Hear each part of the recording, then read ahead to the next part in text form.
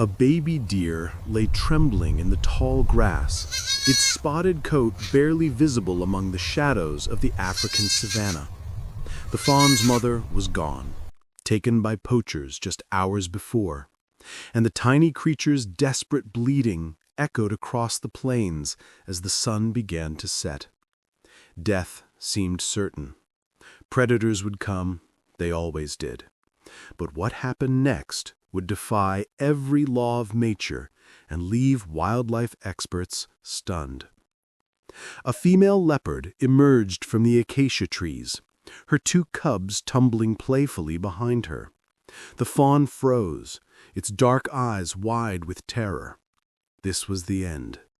The leopard approached slowly, her golden eyes fixed on the helpless creature. She circled once, twice, her powerful muscles rippling beneath her spotted coat. The cubs watched their mother, waiting to learn how to hunt, how to kill. But instead of striking, the leopard did something extraordinary. She lowered her head and gently nuzzled the fawn with her nose.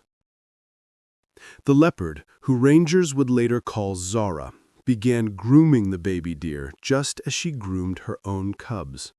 She licked its ears, cleaned its face, and when night fell, she curled her massive body around all three youngsters, her two cubs and the deer fawn she had claimed as her own. The fawn, who seemed to understand it had been given an impossible gift, nestled into the warmth of its unlikely savior. Days turned into weeks, and the bizarre family stayed together. Zara hunted for her cubs, while the fawn learned to forage nearby, always within sight of its adopted mother. The leopard cubs treated their new sibling with curious acceptance, wrestling and playing with the deer as if it were just another spotted cat. When jackals came too close, Zara's roar sent them fleeing. When eagles circled overhead, she positioned herself between the fawn and the sky. She had chosen this fragile creature, and she would protect it with the same ferocity she showed her own offspring. Local rangers discovered the unusual family during a routine patrol. They watched from a distance, cameras clicking, hardly believing what they were seeing. A predator raising prey. A killer becoming a guardian. It went against every textbook, every research paper, every documented case of animal behavior. Yet there it was, undeniable and real. As weeks became months, the fawn grew stronger and faster. Its legs lengthened, its spots began to fade, and it learned to survive in ways no deer had ever learned before.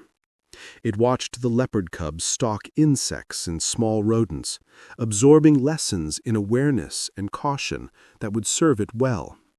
It learned which water holes were safe, which thickets offered the best shelter, and most importantly, it learned the smell and sound of danger.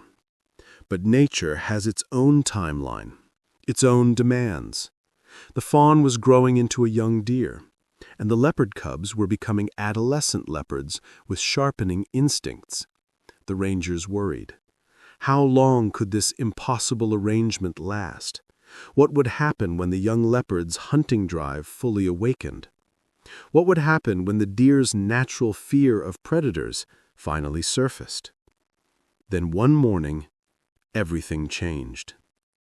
The rangers arrived at the usual spot to find Zara alone with her two cubs.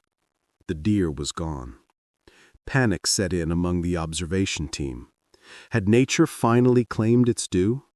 Had the young leopards turned on their adopted sibling? Had Zara herself ended the experiment, returning to her true nature? They searched the area frantically, expecting to find the worst. But what they discovered instead left them speechless. The young deer stood on a hillside nearly a mile away, surrounded by a small herd of its own kind. It had found its real family. As the rangers watched through binoculars, they saw Zara sitting calmly on an outcropping of rocks, her two cubs beside her, watching the deer from a distance. She made no move to approach. She simply observed, as if checking that her former charge was safe, accepted, and home. For the next several days, the same scene repeated. Zara would bring her cubs to the same vantage point each morning and evening, watching over the deer herd from afar. The young deer, now confident and strong, would occasionally look toward the rocks, its ears perked in recognition. There was no fear in that gaze, only a connection that transcended species, a bond forged in those impossible months when a mother's love proved stronger than instinct. Eventually, Zara's visits became less frequent. She was teaching her cubs to hunt properly now, preparing them for independence. The deer had fully integrated with its herd, learning the migration patterns and social structures of its own kind. Both families were moving forward, each where they belonged. But the rangers noticed something remarkable.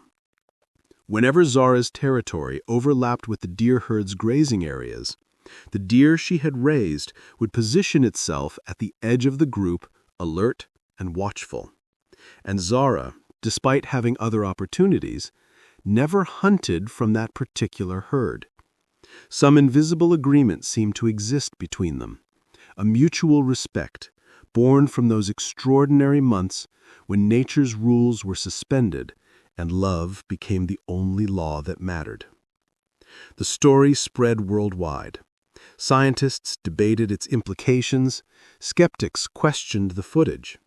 But those who witnessed it firsthand knew they had seen something profound, proof that compassion isn't exclusive to humans, that family can transcend biology, and that sometimes the most savage hearts can choose tenderness over violence. Zara had given that orphan fawn more than protection. She had given it time. Time to grow, time to heal, time to find its way home. And in doing so, she had shown the world that even in the wild, where survival is everything, there is still room for mercy. If this story moved you, hit that like button and subscribe for more incredible true stories about the animal kingdom that will restore your faith in nature's capacity for wonder.